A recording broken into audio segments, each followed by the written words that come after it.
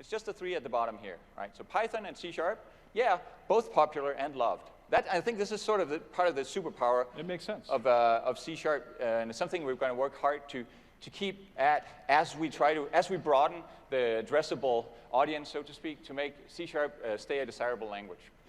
I also want to call out that we have a number 3 here as well. It should be familiar to many. F# has a really, really dedicated community, and once you pop, you can't stop, right? So go take a look at F# as well. They also have a category called most dreaded technologies. That's the ones that most people use that would like to stop doing it. Right. We felt we had to show this, otherwise we would feel. They got the joke. All right. It would have been disingenuous not to show this. So. Yeah, it would be dishonest not to show this. But to be honest, when we saw this here, we kind of fell off our chairs. Personally, I was very happy I was even sitting on one. So we were like, what? It's not that bad. I don't believe this. It says it's more dreaded than Perl. Yeah, what's possible. up here? So we had to do some thinking, and because it's not just that we're in denial. Well, maybe there's some of that, but when we talk to the VB community, this isn't what we get, right? We don't get that people really hate it and they just want to get out. I think a part of it, at least, is that this is the Stack Overflow developer survey. The people who self-identify as VB developers, they're off somewhere else on a forum that existed long before Stack Overflow, and this is not a theory.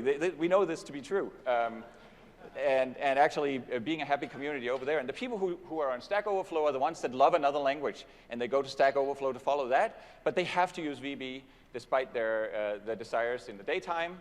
Maybe it's even VB6, because this doesn't call out VB6 versus VB.NET. And you know what? If I was forced to do VB6 in the daytime, and I was going on Stack Overflow at night, dreaming of a better life, I'd probably be on that statistic as well.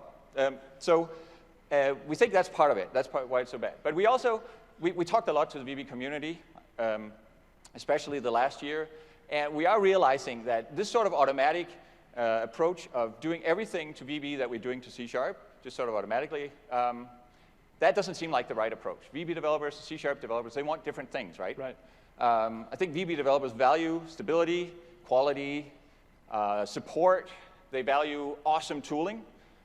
C# developers like those things too, but they're more inclined to want to have new features, to kind of be modern, have the language be modern, to have the language actually, kind of stack up to some of the languages on top of that loved list that we saw before. Okay, so you're going to see us starting to differentiate those two languages more and do things differently with them as we go.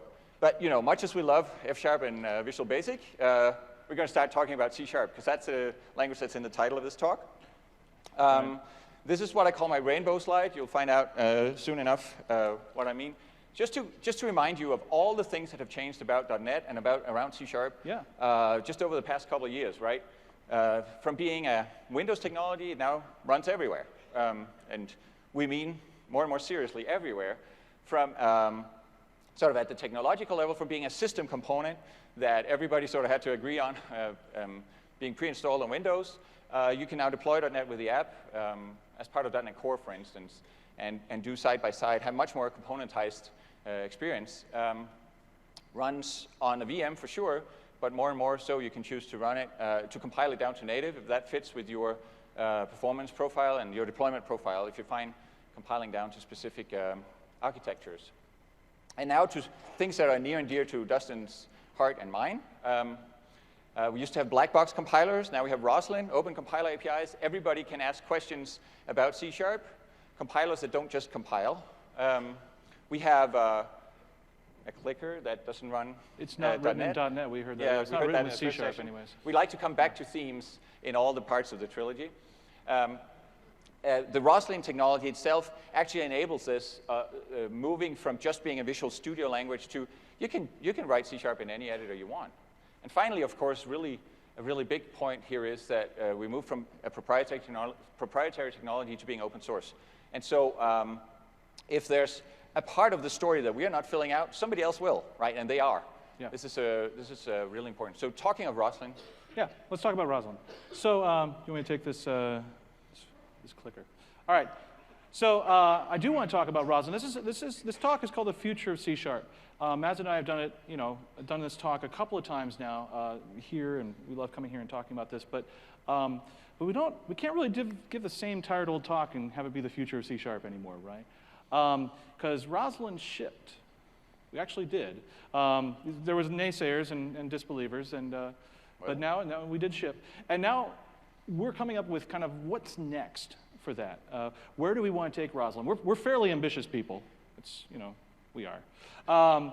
And so we see Roslin becoming really the C# and Visual Basic language engine for all the things. That's all the editors and IDEs.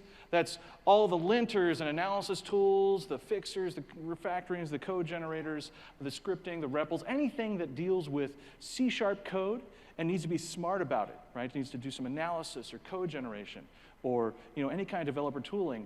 We want to see Roslin at the heart of that for a number of reasons, right? One of the biggest is that you don't have to, when you go and build your own language engine, to do those sorts of, build those sorts of tools, you end up having to chase the language, release after release, and try and stay caught up, and make sure that, and of course there's the very hard task of just making it correct in the first place, right? It'd be nice to just, much better if you just use the compiler that we provide an open API on top of. And also, as we all kind of, all the community comes and starts working with Roslin to put it, right in the center of all, at the bottom of all of these tools, the contributions that come back to it make it better. It makes it better for everybody. So this is happening today. Xamarin Studio 6 was a big change. They replaced kind of the language engine they had in the IDE for their tooling for things like code completion and formatting. And today that sits on pretty much on Roslin as is in Xamarin Studio 6. Also, we partner pretty heavily with some guys and have a project called OmniSharp. You guys heard of OmniSharp? It's a cool project with some very, very smart guys behind it.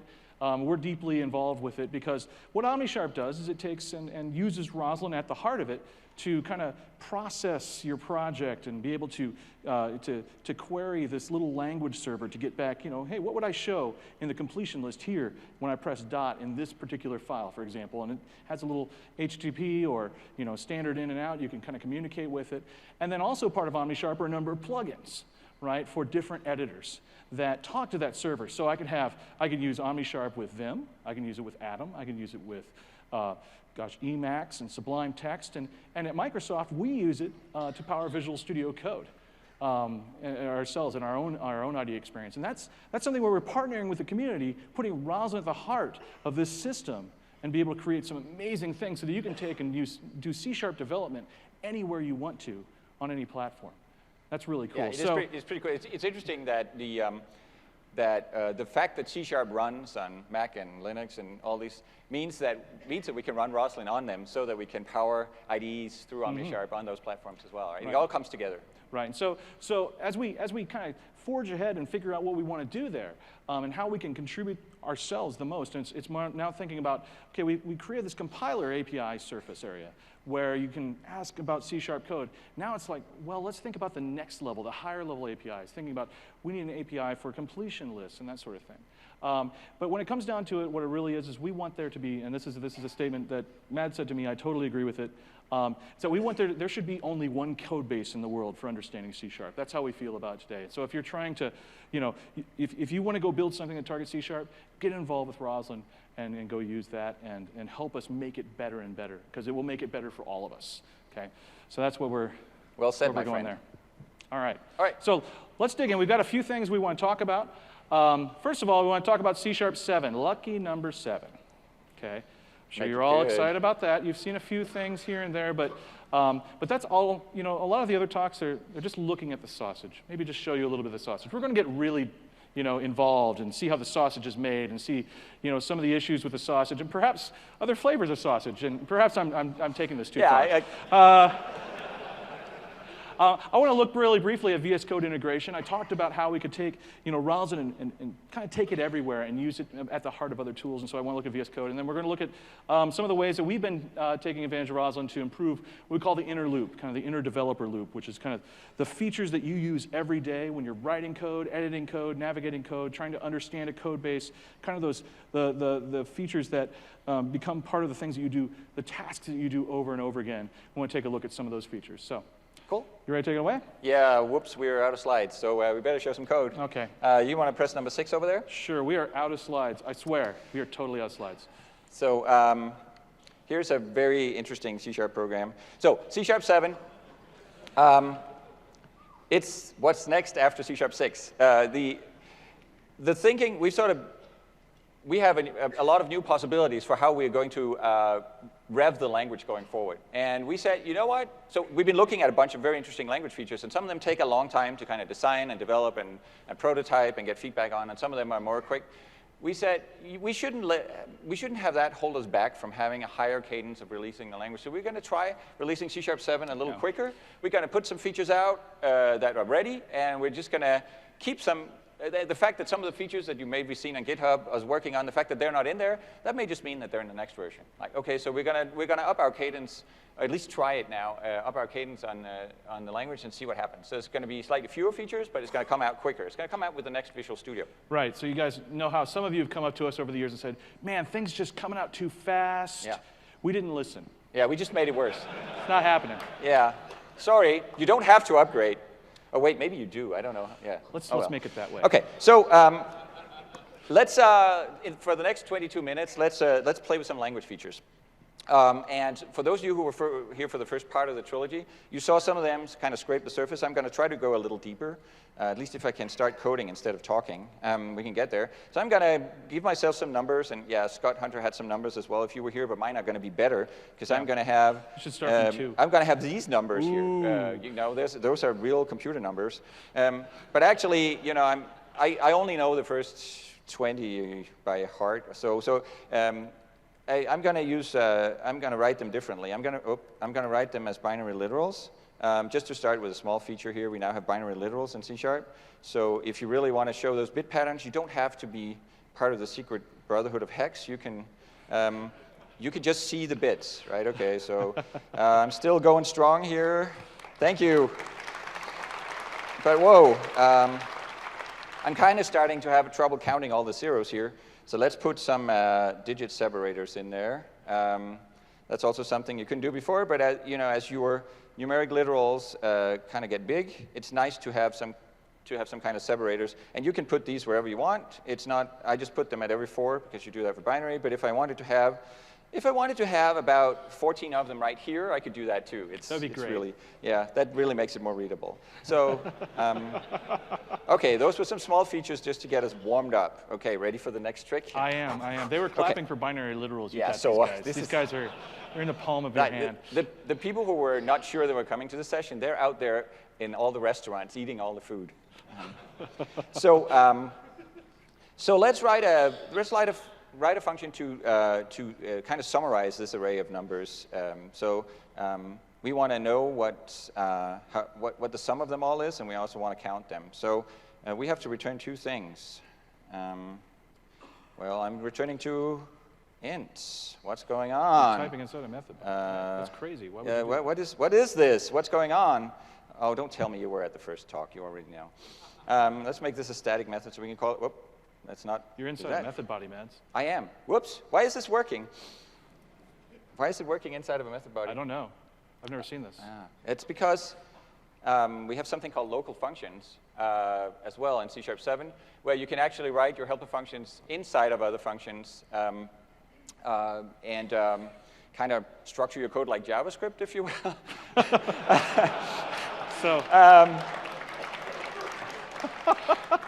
Or just, you decide, hey, it's not so much that I want to pull my helper functions into my functions. It's more like, oh, this is getting a little complicated. I want a helper function oh, now I have to pull it out as a pure function of the one I was already writing, but that means to get all the context that I had out there, I need to pass parameters and all kinds of stuff. If I just write it in here, then I could actually just use the locals that are in scope here, like the numbers local that's here. I'm not going to do that because I'm going to call this method recursively later.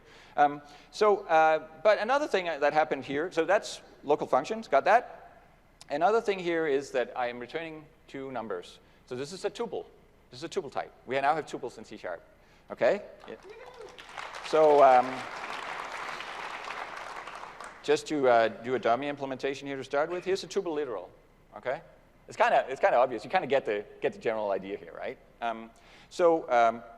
If I go and call my method, let's call tally with the numbers array that I have up there. You see that it returns a tuple. This is going to look nicer in the final bits. Let's grab it. It would be nice if I could actually just have two variables right here and kind of deconstruct or split the tuple back into its component parts. And we're working on that, but I don't have that working yet. We haven't decided on a syntax for it. We were talking about it at breakfast, actually. Yeah, actually, yeah. Whereas the rest of this is old bits from last Thursday. Yeah. So.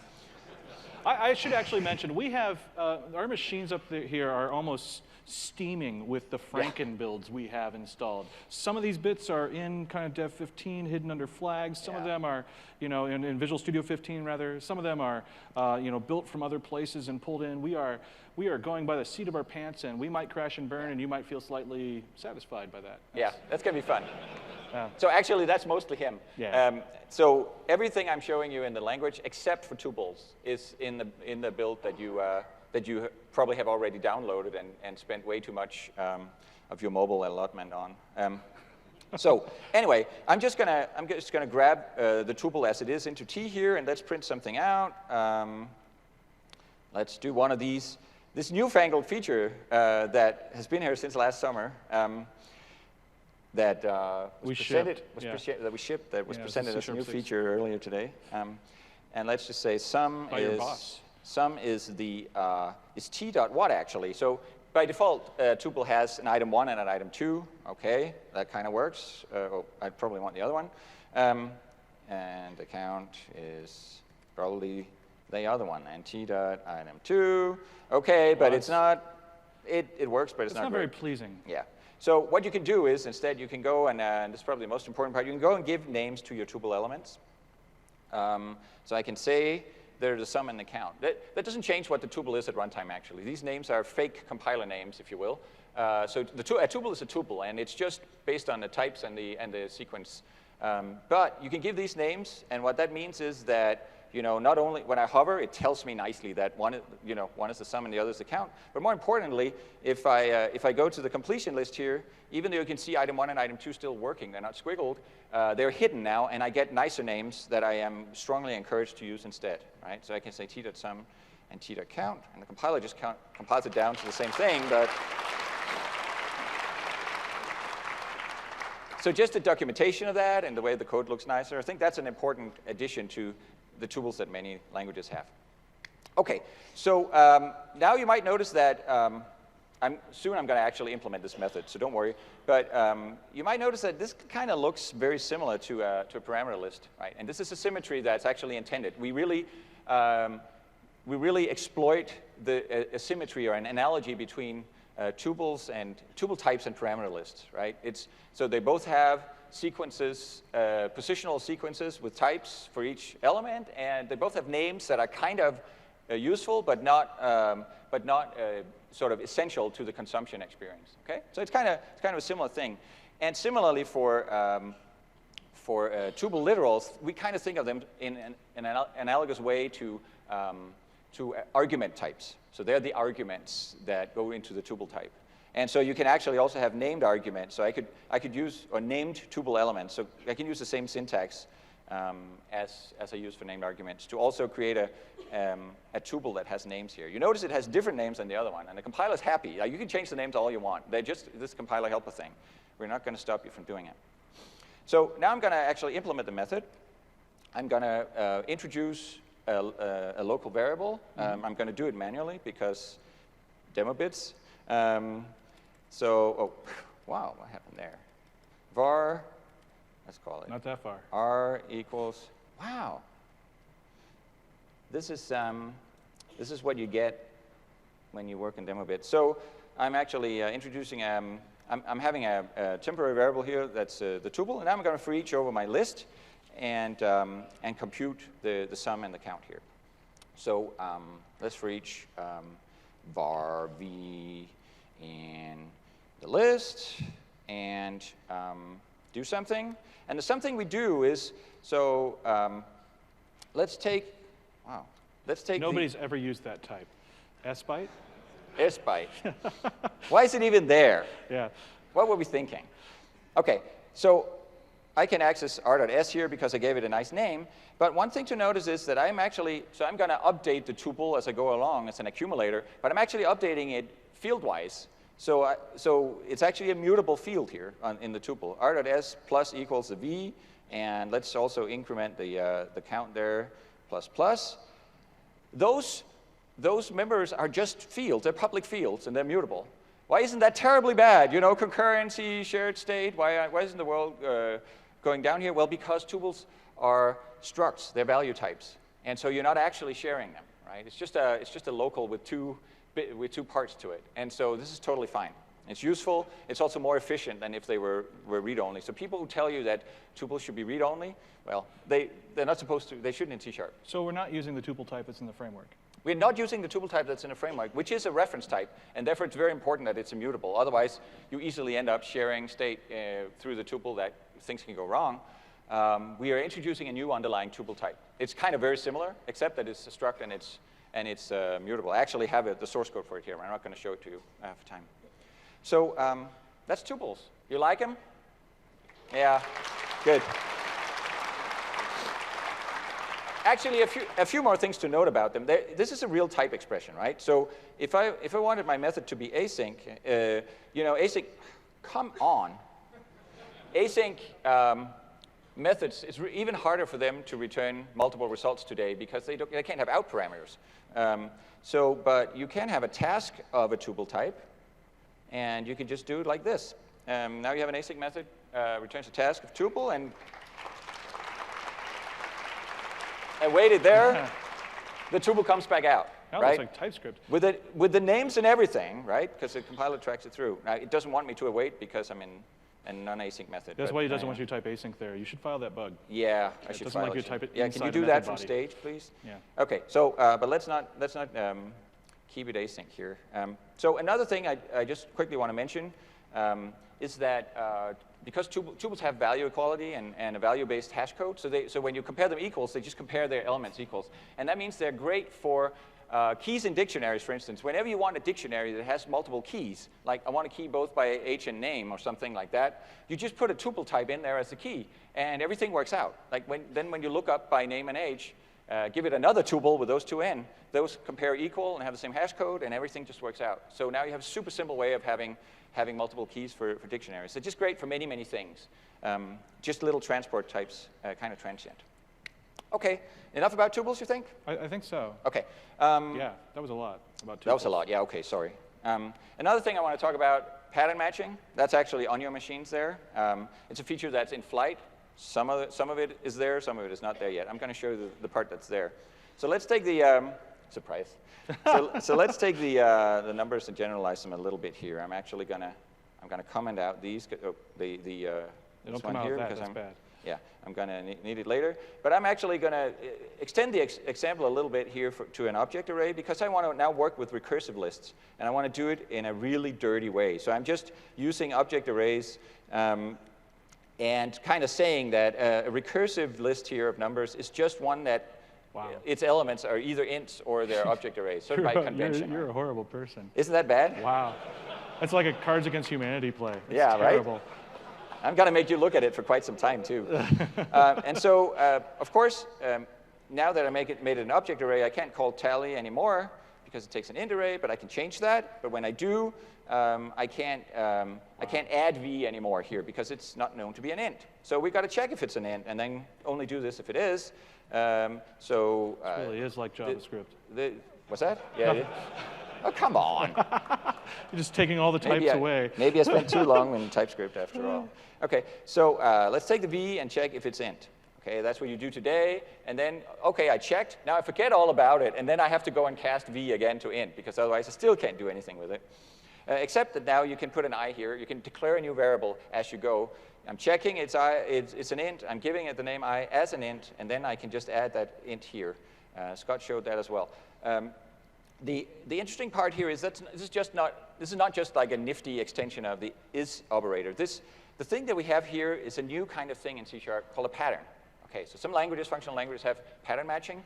And this is sort of a foray into that. So a pattern is something that, you can take a value, and it can both test the value to see if it fits the pattern or not, if it matches it. And it can also, as it does so, if it matches, it can extract information from it into fresh variables that you can then use in scope of where you know the pattern to match. Okay? That's pretty powerful, a pretty powerful control structure, really. So we took patterns and we integrated them with the is expression. We have more complicated patterns that I can show you in a bit. But we also have more places where you can use patterns. So the other one that works in this prototype is that, if I was going to, imagine I was going to go on here and say else if, and then do the same thing, v is IEnumerable of object, blah, blah, blah. You'll notice that all the if conditions are about asking some question of v. So this is more like, except it isn't here. But that's because I put the else if in the wrong place. But it doesn't matter, because I'm going to delete it anyway. And I can't imagine how you lost your space and your spot and all of that. Do it in a different way. So, the thing that would be nicer to do is, since we're examining v all the time, why don't we just switch on it? So if we turn this into, instead, a switch, let's say switch on v, and now I realize my code was wrong all the time because I forgot to have curlies around the logic there. I was going to mention that. Yeah, thanks for not. Thanks for nothing, bro. You're welcome. Let's go and put some curlies in there for the switch. Now, in my case, so first of all, I can switch on anything now, not just the primitive types. I can switch an object or whatever I like. And my case statements can be, thank you, they can be much more interesting than just constants. For instance, I can take that pattern from before if, wow, what is wrong here? It's all my fault. I haven't implemented any of these features in IntelliSense yet. Okay. And I can use patterns for my cases. I can say, if v is an int, call that I, and in this part of, under this case block here, I can use I. Let's see if I can format this better. I can use I in there, but if, on the other hand, it's an IEnumerable of object, then I can use this case instead. I can call it L, colon, and we could do things the other way, which is to, what do we actually want to do here? This is where we want to call the tally recursively. So it's, say, tally of L here. And then we can update in a different way. We say r.s should be incremented with the sum that was in there, and r.count should be updated with the count that was in the recursive count of the list, right? So does that sound right to you? They clap because they think it's a new feature. They're not sure they understand all the code you're writing. It's very obfuscated. It is. Do you think it's obfuscated? I think it's pretty clear. I think it's very pretty, actually. I think it's pretty. This is a type switch, right? We have a type switch in the language now. But it's not a new kind of switch. It's just the old switch that's been generalized. So if I want to, for instance, I want to handle nulls gracefully, I can still have a case null, which is just a constant. And we can say, well, for nulls, we're just going to skip them. We're not going to count them. We're not going to add them. Because now it's an object array, it can have nulls in there.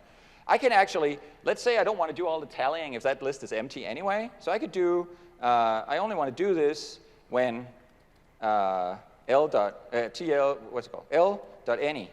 Okay, so I can call the any method on it. So I can now have conditions as well in my case clauses here. That's cool. That's really cool. Now, of course, I still need to, now I'm just passing through all the serial length lists that, of course, there's going to be a lot of. So I have to remember to have another case here for IEnumerable of object, which I can. But in this case here, because cases are no longer disjoint like they were in the old days, they were just constant, they're all different. Now we actually need to define an evaluation order for switches. So we go top to bottom, just like we do with catch clauses, right? So we go top to bottom, and that means that if we get here, we know that it was empty, because otherwise we would have caught it up here. And so I can just fall through to the case that null has there, like you can fall through always, and so on. I should probably also put a default in there saying, throw if the whole thing was not well structured, but I'm not going to for time. So that's some various ways that you can use pattern. Those are existing places in the C# language where patterns show up. And that's kind of how we try to do it. We take this concept from another language, but we try to massage it in so it feels natural with the structures you have, control structures you have, rather than inventing new ones. Right? That's trying to make it keep the C# feel while being more versatile. I said you could also have more fancy patterns. I'm going to show, I pre-wrote some code here just to not spend too much time on it. I have a little class hierarchy, students and professors derived from person. I have some people here, some students. David Stevens is very new. He doesn't have any grades yet. You just gave me good grades. It's good. It's way better than my grades really were. Yeah, I actually went and looked them up. Yeah. No, this is you. Oh, actually, I flipped them. Oh, sorry. Yeah, okay. Yes. So what you can see is, again, I'm using the is operator here, the is expression here to do a pattern match. But I'm doing a little more this time. I'm checking if it's I'm going over them. I'm checking if it's a professor. OK, so far so good. But instead of just giving that professor a name, I am going into the properties. I'm using what I call a property pattern. So I go in and say, OK, take the subject and apply this pattern to it. Well, that pattern just captures whatever the subject is. So that's really just grab it into a variable, but don't put any conditions on it. Take the first name and apply this pattern to it. And that's a constant pattern, like you know from switches already. That's doing pure checking. It's not capturing anything, but it's checking that the name is Scott. And so the whole pattern only applies if there's a professor named Scott. And if it does, then I can grab his subject and print it out. And that's a lot of people called Scott. So I think that's still a pretty broad condition here. So this is an example. And you notice the last name is not even mentioned. I can just talk about the properties that I want to here. Here's another example with a student. It's kind of similar. I'm grabbing their first name without further conditions. I'm grabbing their GPA, but instead of saying var G, I'm saying decimal of G, because GPA is actually in there as a nullable decimal, because David doesn't have any grades yet, and we don't want to divide by 0. And so I'm actually filtering on only the ones that have a GPA, they're non-null GPA, because they have grades. And so that would only print out Dustin and me. Yeah. OK? Now I'm done with pattern matching. And I'm almost done with everything I want to show. So there's one more feature that I can show briefly, which is probably more a bit of a low-level feature. It sort of completes the ref parameters by ref that you already know all the way back to C# 1.0. So this is where I want to go back to using numbers that are, let's actually delete a bunch of stuff here. How far do we want to go? All the way down. There we go. I want to use the old numbers. I like the old numbers better. So let's uncomment that and not delete them. And let's now write a helper method. I'm not going to make it a local method, though I could, that we call find. That the idea is that I want to find an element in the array that fulfills a certain predicate. Okay, but I don't want to just get the value back. I want to get the element itself. I want to point into it so that I can mutate it. Maybe the predicate is one that tells me which ones I should change. And so the only way I can do that is to return an int. That's the index that points into the array. So that's quickly implemented. It's beautiful code. I know you'll like it. I'm taking an int array here list, and I'm taking a func from int to bool, and let's call that the predicate. And so this is how I'm going to implement it. Let's have an I here. That's the index. Let's do a for loop where we start out by being 0. And then we'll say, as long as the predicate isn't true on the list of I, keep going. Like this. Isn't that the most beautiful code you've seen, Dustin? You liked the one before? And I'm just going to return I here. So if I go over the edge, it's going to go over the edge. It's going to throw an exception. Who cares? OK. I implemented it. It's demo. The problem is if I call this method, define method, well, I get this index back, and then every time I want to do something with a cell, I kind of have to look it up. I kind of have to index again with it. I say numbers of I, numbers of I, numbers of I. And so if I was passing things by ref, I could just actually pass an array memory cell, and I could manipulate it nicely just as a variable. I could just assign into it and read from it and so on. And so the thing that is kind of missing is to kind of flip it around and allow you to return refs instead of just allowing you to pass them. So I can have a ref return. And this is a bit of a low-level thing. Again, many of you will never use this, but I'm going to show it anyway. It's kind of nifty. So I can return a pointer into, essentially a pointer into somewhere where there's an int variable. Okay, I'm saying ref int. So now I have to return a ref. I'm returning a ref to the, it's not actually letting me return a ref to this local here, because that would, it's smart enough to figure out that that's off the stack by the time it gets back. So it's disallowing that. But I can return a ref to the list of I here. And that's like passing list of I by ref to a you don't method. capitalize it. Just the other way around. What's that? Don't capitalize it. You'll be better. Oh. I'm blaming if you press tab and let IntelliSense work for you, it does. Yeah. It does. No, I'm blaming the IDE. Just saying. I'm It's totally a new feature. I the IDE. know it's hard to use. So now I get this thing back. I can say int, and I can say int r equals, but now it's actually going to dereference the thing that comes back and just give me the int that was in that place. Instead, I can say ref here to keep the reference that was passed back to me, and then I can hold that in a ref local. So now I have something that you haven't passed yeah, the predicate. I debug your code for you, Mads. Thank you. That's why I bring you here. I know. Yeah. That's clear. So let's grab the one that is the first one that's greater than 4, cool. And now it should work, right? So what I now have is a pointer into the array at the first place where something is greater than 4. So it actually, I have that variable, I have that storage location in R. Now, the interesting thing, Mads, is that normally if you wanted to do this sort of thing, you just said you had a pointer to something. It's the sort of thing you would do with unsafe code, right? And here, this is not unsafe. Right. So if you take what's inside of R, dereference it implicitly here, then that should be equal to the thing that's inside of the, the fourth element there, probably, if I count it correctly. And so we could print that out and check that those two are indeed equal. Numbers. Man. And a following curly. Yes. Anything else? No, that was good. Okay. Now I'm going to update, I'm going to mutate that thing. So, and then we're going to take and write it out again. So if we look here quickly, the idea is they both point to the same place in the array. Mutating one should also mutate the other, just to prove to you that it's the same storage location. And so while it does that, that's all that I have to show that's actually implemented. That totally didn't work at all. So there's probably there's clearly an off by 1 here. But yeah, it's probably number 3 instead there. But anyway. Sorry. Close enough. I can't do it all for you, man. Can't do it all. OK. Can you flip me back to slides? I can flip you back to slides. OK. I actually lied before. There's one more slide. You saw these things. You have the clicker. I do.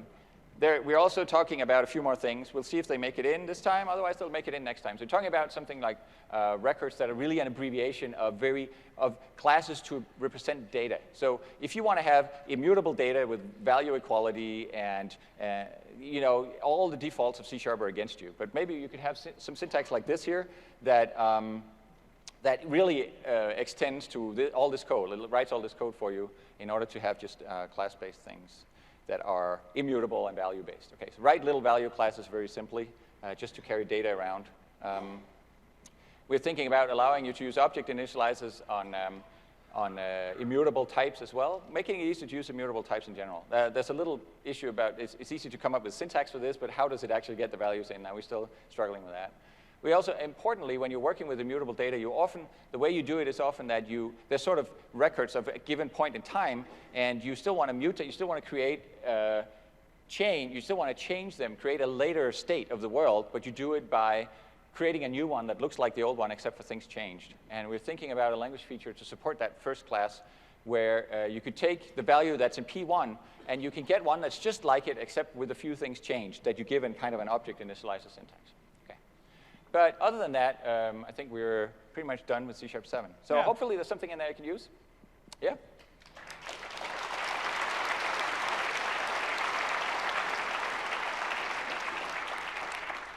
Over to you. I'm going to start on this side. That side, no. We'll start over here. All right. So I want to talk to you guys a little bit about, I'm going to show some Visual Studio Code integration and what we've been working on there. This isn't amazing, but it just shows that it really actually works. Because we've had a C# extension in Visual Studio Code for a long time now, and it targeted MS Build projects and also the DNX projects of yore before they made it into .NET Core and all of that, and that's all still baking. So right now we're kind of chasing after that and making sure that the extension that we have there is pretty good. And we actually, Visual Studio Code used to ship with a C# experience inside of it already. It no longer does after it released its extensibility model and its gallery for extensions last November's Connect. Since then, we've taken the C# extension out of there and we put it on the gallery. And I'm happy to say that we did this about 3 weeks ago. I'm happy to say that it rapidly became the #1 most popular extension for Visual Studio Code is to do C#. Okay, which thrills me because '2 was kind of sort of a rival of mine. So you're kind of bragging about bullying all the little ones here? Yes, exactly. Yeah. Okay. So anyways, I've got here, I've done .NET New. I've got the .NET Core .NET CLI version, the beta 1598. That's the one that's released publicly right now. It's not one of the kind of bleeding edge versions of that. And I'd already created in here a .NET Core project. Okay, and so it's just a simple hello world kind of app. I'm going to bring up Visual Studio Code, open it up in there, and what you're going to see in very, very small font, my apologies for that, but you will see down here, you'll see things light up, and that's because of the OmniSharp server that hosts Roslin, and also that we've been updating and working with those guys to update to support .NET Core. Okay, so it provides, up here you see things like code lens appearing and find all references working. If I type in here, you'll get IntelliSense and all of that. And so this is all coming through Roslin. The extension itself is written in TypeScript, but it communicates with OmniSharp over standard I/O. But we also, in this extension that we released something kind of extra special, mostly for those that kind of wanted to go kind of take the extra step and dig in. We introduced debugging for Core CLI, .NET Core-based Core CLI apps. And so I can actually F5 this app. It compiles with the .NET CLI, comes in, and it should hit a breakpoint. Yes, it hit a breakpoint. And when I step, you see the values, the locals update over here, and you see our names and that sort of thing. So just more of a showing that this stuff is actually coming, it's actually working. Some of these things we're trying to get out, we're trying to get .NET CLI and .NET Core to a good state here shortly, in the coming weeks, and we'll have this extension out targeting .NET Core right along with that. So in the next couple of weeks. So let's move over to Visual Studio 15. 15 in quotes preview, not Visual Studio 2015. Sorry for the confusion. No, it's completely different. Again. We do this every time. We have to not ship every year. We should wait 3 years to ship. Or we should start shipping every 3 months. I'm not sure which you guys want more. Now, I want to show a few things in here. As I said, I have the Frankenbuild to end all Frankenbuilds in here of all sorts of features I grabbed from various places. And then it was like the team's like, well, it doesn't actually build with Visual Studio 15 yet, so you need to go cherry pick some commits from this up here. It was a mess. It was my day yesterday I spent on that. So, but I got some things working, and a few of these things are here. You may have seen some of them, and some of them, I guarantee I have a demo you have not seen it build. And I have bits that have not been shown here. So the first thing I want to talk about, though, is something that we built last week. Like seriously, like last week we built this. We decided, you know what? Let's go ahead and do it. It'll look cool. People will like it. We can put it in Amanda's demo. That went well. And the idea, it did. It went very well. And so the idea that we now, as you're typing in IntelliSense, we will highlight the span that matched, that actually matched the characters. Because sometimes it's just crazy what it matches, right? You're like, how did that get in there? And it's good to kind of see, so you can kind of teach yourself what's actually happening, right? So if I type, and I'm doing like camel case matches, you'll see the bolding show up on the correct characters. I hope that's visible up there. I'll make it a little bit bigger. That's cool. Yeah, there we go. It's a little better. IntelliSense didn't really grow that well. But another piece that's on there, and that's kind of cool, that we added as part of this as well, and seriously, like we did it last week. The editor team checked in an API, we took the bits, we made it work. And that's these filter icons down here. right? Very often I'm working with some object, some type, and I'm like, especially in this case, I'm like, oh, Mads, why did you have to do link? What isn't an extension method on this all those extension anymore, methods. right? And so if I just want to see the properties and the methods, I can do that pretty easily and get back to what the instance stuff is, right? And I can filter down. Yeah. And for my next trick, I want to show a few things. That's like magic bits. I hope we get that into our next release of Visual Studio 15. That's the plan right now. So post preview when we do the next one. Now I want to show a couple of things that are kind of in features we've been doing because we've been trying to fill out this inner loop experience. We want to make this super pleasurable for you guys, right? You should be coding in C# and like saliva should be coming out of your mouths. And dripping all over the keyboard because it's fun and it's exciting and it's just like, I got it, okay, stopping. Stepping back from the metaphor again, okay. And so one of the things I want to show is we've done a lot of improvements to add using. Add using, when you type a type name and you hope you typed it right, and then if you typed it right, you press Control Dot and it'll add the using when you press Enter, and if you didn't type it right, it'll generate a new type for you because we can't read your mind and you should type better. That one. We've made it so that you don't have to type as well. Sort of. I mean, you still need to look. So often I'm trying to type it. I'm doing that exact same thing. I'm typing the type, and I just completely blew it, right? I spelled it wrong. And so with update 2 of Visual Studio 2015, so this is actually in bits that aren't totally fresh, we'll go ahead and run a spell check algorithm on that, and then go against all the types we've indexed everywhere, and offer you usings for things we think they are, and then we'll correct the identifier in the code for you if you choose that one. So if I look right here, you can see that, okay, yes, I actually meant to type XML document, and it'll grab it from using system, or if I picked using system XML link, it would insert X document for me, right? So helping us spell check on these things. Now, and this is pretty cool. Yeah. I'm gonna, but you've probably seen that one, okay? I get that you might have seen that one. I could have used that before. You could have used that. There's also a feature in Visual Studio called copy paste, so you don't have to type it all. Oh, okay. It's new, this release. It's actually only in preview bits. Okay. So Talk to you later. I'll show you Let's later. take this offline. Okay. Another feature with add using, and again, it's something that we haven't really talked about all that much, but there's a lot of cool stuff in here. It's getting way better. Let's say I want to new up a person. I've got a person type. It's in a project, but I've failed to reference that project. I have a project over here on the right called Super Helpful Helper Library, and it is not, in fact, referenced by the console app that I'm in. So, and I've also typed the person type wrong. But if I press Control Dot, it goes ahead and it says 3 things it's going to do. First, it's going to add a project reference for that project to my current project. It'll fix the identifier to match person, and it will add the using for me.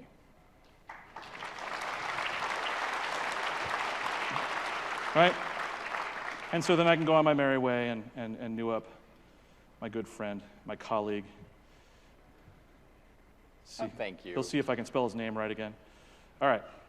I do. I spell your name correctly. Yeah, it's beautiful. Yeah. All right. Now, another piece here, and we've seen this one before. You guys have seen this one here before, but it's kind of like the crowning moment on add using. And it's something that is actually not on by default in Visual Studio 15. So you'll go and grab the preview and try it out and go, hey, this doesn't work.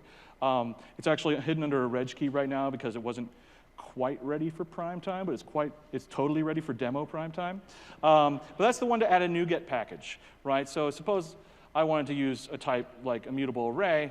Well, I type that in, I question dot. I don't actually have the package, but if I press Control Dot, it will say, hey, yes, I can add the using for you, and I can add the package. And this project doesn't have a packages.config, so it'll add the packages.config, it'll make the reference happen, and it will undo properly. So, when you're in, if you're in a console app like this, or if you're in a WinForms app, or something that targets .NET Framework, and you're not really using NuGet yet, it's like a major thing to go down, right? Because now you've got the packages config, and it can make a mess of things if you realize, that's not what I wanted to do.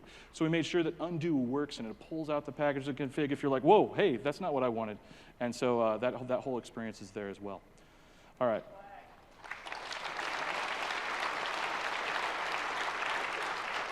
The question was shouted out, what's the flag? And I will not give you crazy flags to edit into your registry from stage. But we'll try and get that out to you. So if people that really want to try it out and play with it and, and give us feedback, we'll make sure that's out there for you. And if it doesn't get out there, it's dustin.campbell@microsoft.com, and you can yell at me on email. You can even send it all caps and everything. All right. So let's switch over to a different project. I want to talk about a couple of other things that have already shipped. But again, when we ship features like this and we improve the inner loop in updates, they don't get as much fanfare as maybe if we shipped in a major version.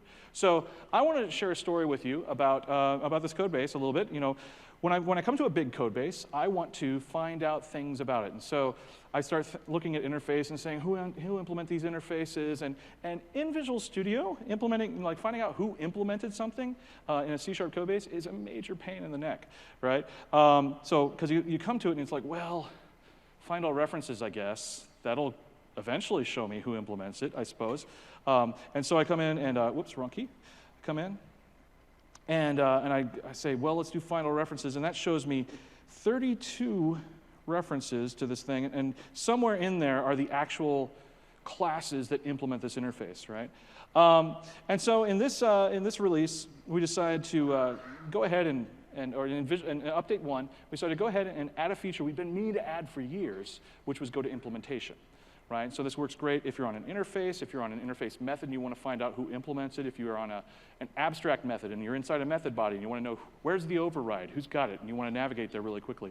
In this case, we added it in update 1, but we didn't add a keyboard shortcut for it because we're just mean. And so you had to come in and right-click and make it happen. But we did add a keyboard shortcut in update 2, and it is, in fact, Control F12. Okay, so Control F12 in a C# project or a VB project will, in fact, find you the implementers of an interface or an override, that sort of thing.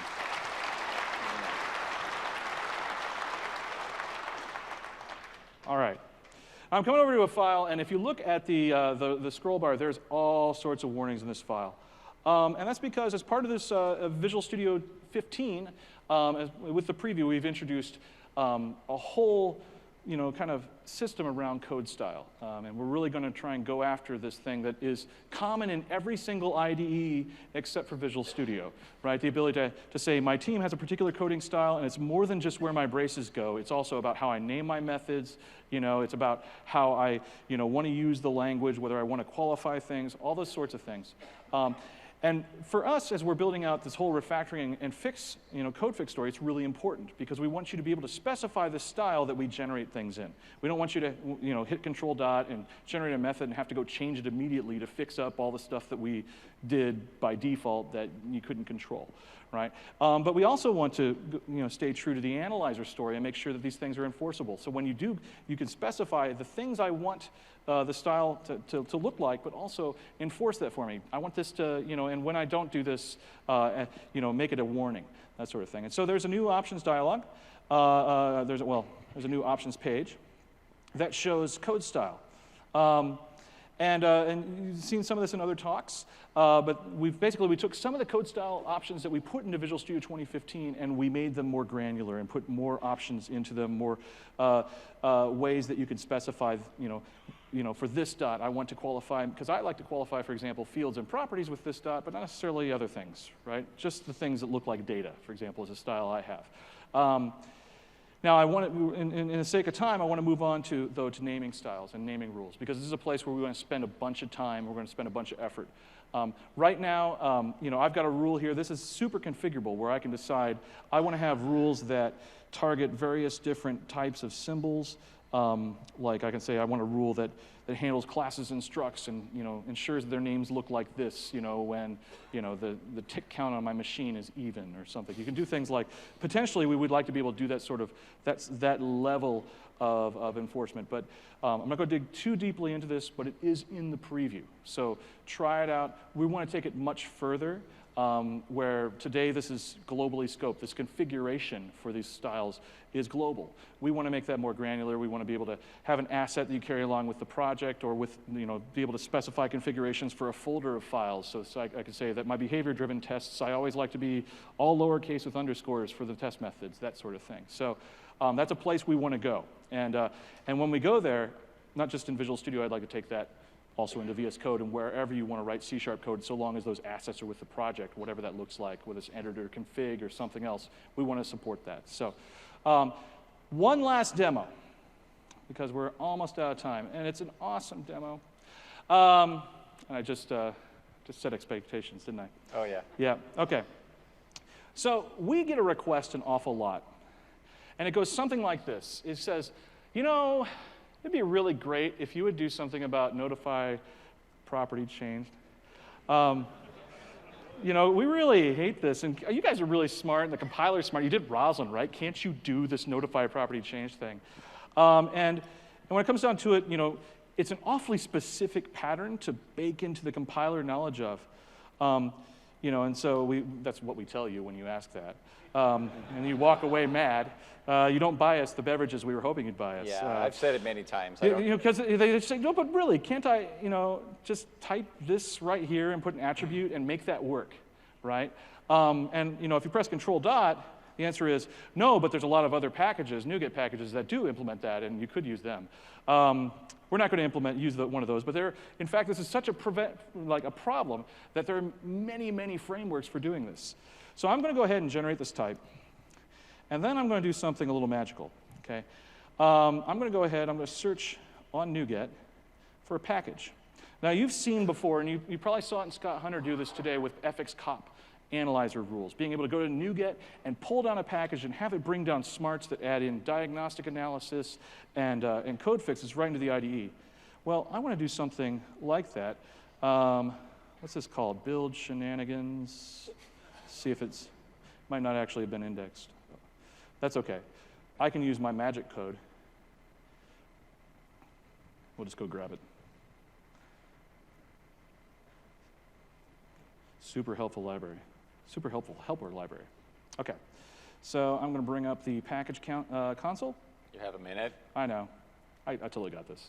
OK. It's fine. All right. If PowerShell ever starts up, it'll be fine. Oh dear. If PowerShell, I totally jinxed it. Oh, there it goes. Oh, thank God. There it is. OK. Let's paste this. And now, of course, the internet will work. Yeah. So this will be fine. Yeah, go. Oh, good. It was fine. Yeah. All right. So now, what I want to happen, like, it would be great. Wouldn't it be great if, you know, adding that attribute over there, if I could come over here and come to the next line, and then type p dot and get like property change to show up in there and just see it kind of magically happen. It didn't happen, right? The reason it didn't happen is because I didn't build yet. So what I've done is I've pulled in magical things that came through NuGet, right? So this is the sort of thing a library could couple with it, just like analysis. And now property changed is in fact there. And we have done source code generation on the side. So I'm just going to set this, and we'll F5. And you can see what's happened here. I'm going to take just probably 2 minutes over to describe what's going on. If you guys can handle it. I know it's late, and I know you guys are like blood sugar low, having not eaten dinner yet. All right. So, whoops. Oh, I actually have to change a property. Duh. Thank you, sir. I'm not going to leave it as Dustin Torgerson. Oh. It is our spring fling here, Yeah, but at the conferences. But all right. Okay. Okay. So F5, it builds, and what's happening here is that just like an analyzer, there's analysis going on. And an analyzer, diagnostic analyzer, can contribute diagnostics, either warnings or squiggles, based on that analysis. But what we're doing is we're doing analysis that instead of generating diagnostics, generates more code, right? And so we have a partial part here with person that implements iNotify property change. And then there's a hidden, brand new language feature, and I mean hidden and new in the sense that we wrote it last week, which is called replace and original. At least that's the name of the keywords. We don't really have a name for the feature. Yeah. I've been calling it sideways overwriting. Because what this is in a partial type, I can say this declaration here replaces the one that it looks exactly like. So the compiler will compile to that one, and then I can reference the original declaration with original. Okay, so I can get back at that original property and get its value out and set its value with original keyword up there. And that's kind of how we can make this work. So you can have this kind of sideways sort of override on the side that makes this happen. So what you did is you downloaded a generator that generated source code that wraps around the source code that the user wrote, exactly. the logic to do the notify property change. That That's pretty what we nifty. did. Cool. Thank you. So, we're totally out of time. Yeah, we're totally out of time. So we're going to have to say Thank you very much for coming at this late hour, for staying an extra minute. Thank you so much. Looking forward to see you next year.